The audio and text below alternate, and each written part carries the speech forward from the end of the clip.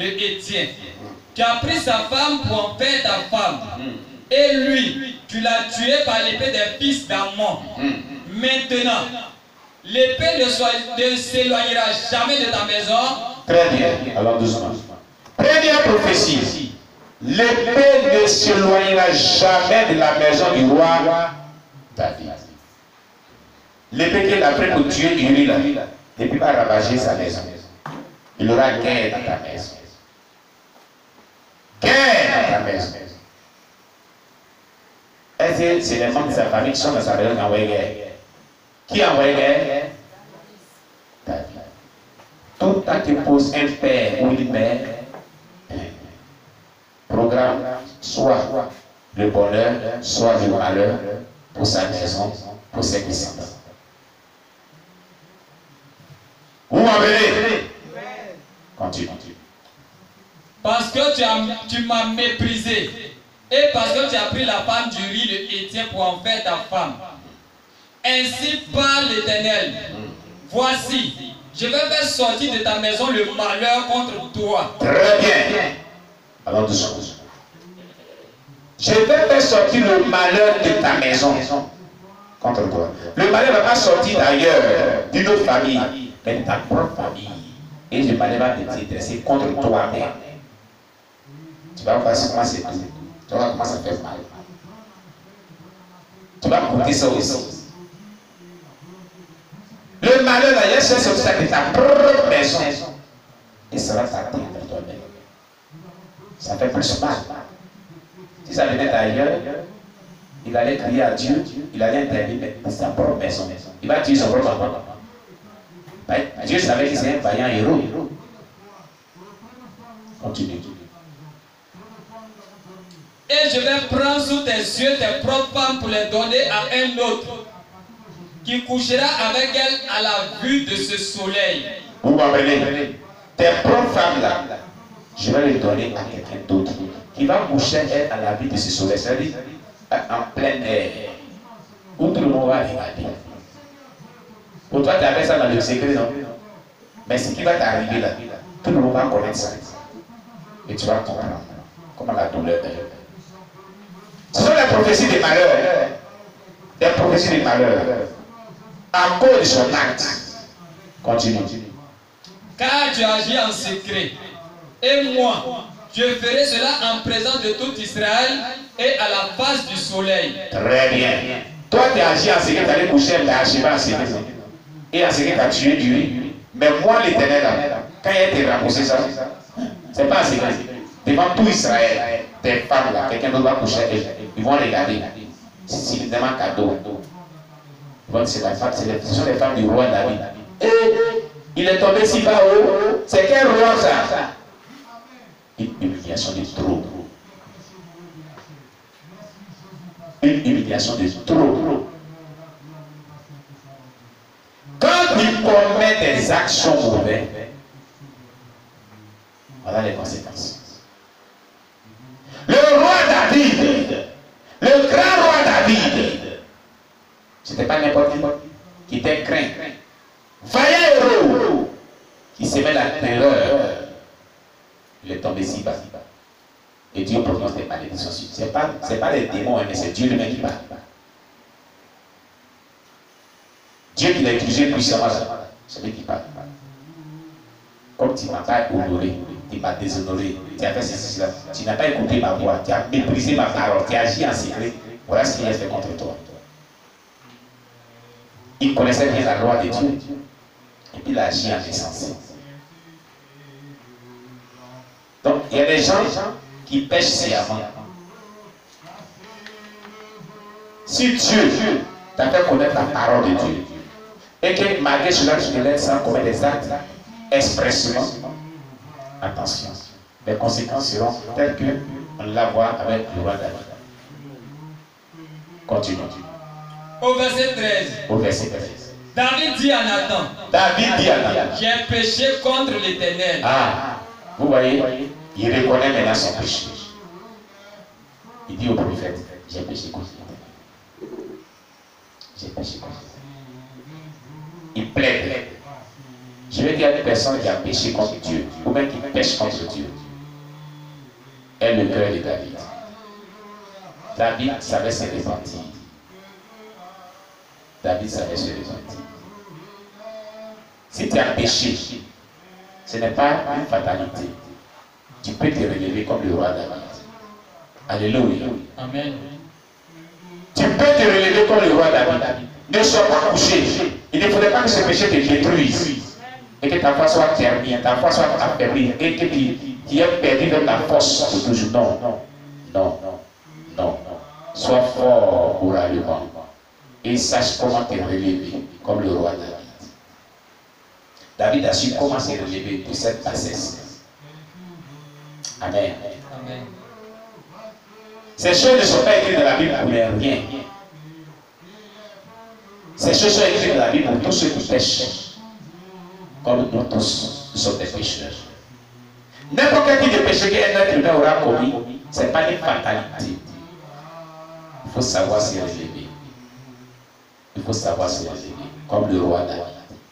Il faut savoir répondre comme le roi David. Continue. Et Nathan dit à David, l'Éternel pardonne ton péché. Ah, regardez. L'Éternel a pardonné ton péché. Continue. Tu ne mourras point.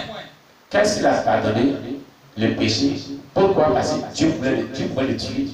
Il dit, tu ne vas pas mourir. C'est ça qui est le pardon de Dieu. Maintenant, la suite. Mais parce que tu as fait blasphémer les ennemis de l'Éternel en commettant cette action, le fils qui t'est né mourra. Et Nathan s'en alla dans sa maison. Vous avez vu? Je te pardonne, mais ton acte était tellement grave. Tu as amené les ennemis de l'Éternel à blasphémer contre lui. L'enfant va mourir. Les prophéties qu'il a livrées, ça c'est réalisé. La seule chose que Dieu lui retient est qu'il ne mourra pas. Tout ce qui a été dit de la bouche de son serviteur va se réaliser, sauf la mort pour lui seul. Il ne va pas mourir. Revenons à notre page. Les conséquences du péché. Quand on dit aux gens de se repentir, de changer d'attitude, d'abandonner le péché, de haïr le péché, c'est pour leur bien-être eux-mêmes. C'est pour leur bien-être eux-mêmes. Vous avez vu l'histoire du roi David. Ce n'est pas lui-même qui a subi ses enfants. Mais après, il va subir lui-même. Quand ses enfants subissent, son cœur saigne. Un père ou une mère aimerait voir ses enfants dans des bons états. Quand tes enfants font des choses qui ne sont pas bonnes, ton cœur saigne. C'est comme lui-même, il souffre encore plus. Continue. Au verset 15. Oui. Puis Amnon eut pour elle une forte aversion, plus forte que n'avait été son amour, et lui dit, lève-toi, va-t'en. Elle lui répondit, n'augmente pas en me chassant le mal que tu m'as déjà fait. Amen. Il finit de coucher à elle, il la chasse comme une prostituée, il la chasse comme un bon rien. Va-t'en de chez moi. Comme si elle était venue se donner à lui. Il finit de la déshonorer, il finit de coucher à elle, il la chasse chez elle. Et elle lui dit, il ne faut pas augmenter ma douleur. Tu m'as trop fait du mal. Il ne faut pas me chasser pour augmenter ma douleur. Il n'a même pas eu de pitié pour sa soeur. C'est pour ça qu'il dit que ce n'était pas de l'amour qu'il manifestait, c'était un diabolique. Le malheur qui était rentré dans la famille de David, c'est ça qui est en train de détruire les enfants de David. Le péché qu'il a commis, c'est pour ça qu'il est rappelé. On est revenu dans le chapitre 12 pour ramener l'acte et les prophéties qui ont été livrées sur David. Pour faire un rapprochement. Tout temps que pose un père, une mère, doit être positif, doit être agréable à Dieu. Sinon, si c'est mauvais, ça va détruire le futur des enfants. Lui-même pour son propre futur et ses enfants. Haïssons le péché. Papa, maman, il faut haïr le péché. Grand-mère, il faut haïr le péché. Grand-père, il faut haïr le péché. enfant, haïssez le péché. Sur toute cette forme, n'aimez pas le péché. Commettre le péché, c'est se détruire soi-même et détruire ses propres enfants. C'est ce que ça veut dire. Alléluia. Amen. Continue. Il ne voulut pas l'écouter. Et appelant le garçon qui le servait, il dit, qu'on éloigne de moi cette femme et qu'on la mette dehors. Vous avez vu? Il la chasse comme une chienne. Après avoir couché avec elle. Il la chasse comme une prostituée. Comme quelqu'un qui connaît sa propre soeur qui peut coucher avec elle. Comme elle ne voulait pas partir, il appelle le gardien. Il dit, comme éloigne cette femme-là. Loignez-moi! On la met dehors. Avec un air méchant. Alléluia. Amen. Quelle est cette méchanceté? Il était méchant jusqu'à ce point. Mais ce n'est pas lui. C'est l'acte de son papa. Le péché de Bathsheba et de Uri. C'est ce qui est en train de dévorer la famille de David. C'est ce qui est en train de détruire cette famille maintenant. Ce sont les conséquences du péché du roi David. Quand il a couché avec Bathsheba, il a tué Uri. C'est que le prophète Nathan a prophétisé là. C'est ce qui continue de ronger. Même ses descendants. De cette manière. Continue. Et ferme la porte après elle. Elle avait une tunique de plusieurs couleurs. Car c'était le vêtement que portaient les filles du roi, aussi longtemps qu'elles étaient vierges. Tu as vu? Toutes les vierges, les filles qui sont vierges du roi avaient un vêtement sacré de plusieurs couleurs. C'est par là qu'on reconnaissait qu'elles étaient vierges. C'est que ce n'était pas vierge, avec un vêtement différent. Donc ça tunique de plusieurs couleurs de virginité là. Elle avait ça. C'est ça qu'elle avait porté le chez lui. Oh Seigneur, à moi, mal âge. À moi, avec le mal. Il allait trop loin. Il allait trop loin. Et il y a des personnes qui agissent mal, ils vont plus loin que ça. Dans les actions, dans les attitudes, dans les caractères, dans les comportements. Ils débordent, comme on le dit encore une fois. C'est pas bon. C'est pas bon. Le péché n'est pas une bonne chose. La mauvaise conduite n'est pas une bonne chose. Le mauvais caractère n'est pas une bonne chose. Continue. Le serviteur d'Amnon l'a mis dehors et ferma la porte après elle. Tamar répandit de la cendre sur sa tête et déchira sa tunique bigarrée. Sa tunique de plusieurs couleurs de virginité. Elle a pris la cendre, elle a mis sur sa tête. Elle a déchiré sa tunique. En Israël, c'est un acte de désolation. Quand quelqu'un déchire ses vêtements, c'est-à-dire qu'elle était déshonorée. Cette personne, elle ne vaut plus rien sur la terre. Elle était humiliée. Un grand opprobre. Elle ne vaut plus rien. Elle était déshonorée. Elle est vraiment humiliée, la plus humiliée de la terre. Elle a déchiré son vêtement.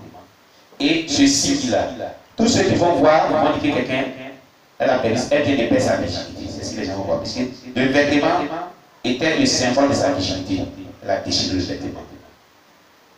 Elle a pris de la cendre, elle a répandu sur sa tête. En Israël, quand on fait ça, c'est comme si on est en deuil. Il y a un grand malheur qui t'a frappé. C'est une nation prophétique qui annonce un grand malheur qui a frappé la personne. Il a commencé à faire ce genre d'action. Continue. Elle mit la main sur sa tête et s'en alla en poussant des cris. Des cris de détresse. Des cris de déshonneur. Des cris de détresse. Des cris de malheur. En pleurant. En pleurant. Pour que les gens entendent ce qui lui arrive.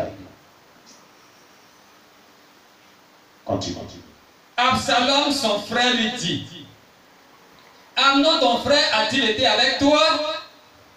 Maintenant, ma soeur, tais-toi. Tais-toi. C'est ton frère. Ne prends pas cette affaire trop à cœur. Et Tamar, désolé, demeura dans la maison d'Absalom, son frère. Le roi David apprit toutes ces choses. Amen. Alors dessous. Absalom, son frère, il était beau, un joli Dieu, mais un vaillant héros, un grand guerrier. Quand il a appris ça, il dit en bon, ton frère était avec toi, il a couché, toi c'est sa vie. Il ne faut pas prendre ça en mal. C'est ton frère, il faut laisser. Mais quand il disait ça, c'est ce qu'il est dans son cœur, il disait ça. Pour ne pas qu'on dise ce qu'il a dit en mal et ça va dans l'oreille du roi. Le roi savait qu'Absalom était un vaillant héros. Donc Absalom savait que s'il disait une parole de méchanceté envers son frère Amon, le roi allait prendre des dispositions. David allait prendre des dispositions. Il dit, c'est ton frère. Il ne faut pas prendre ça en mal.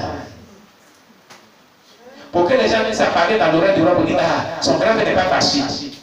Oh, il est fâché dans son cœur. Il sait ce qu'il a fait dans le secret, dans son petit cœur. Le cœur de l'homme est profond. Le cœur de l'homme est profond.